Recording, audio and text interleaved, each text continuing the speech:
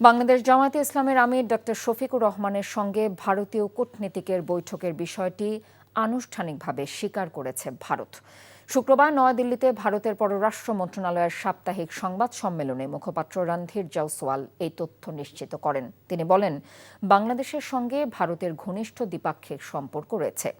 সেই ধারাবাহিকতায় ভারতীয় হাইকমিশনের কর্মকর্তারা নিয়মিতভাবে বাংলাদেশের বিভিন্ন রাজনৈতিক দলের প্রতিনিধিদের সঙ্গে সংলাপে অংশ নেন।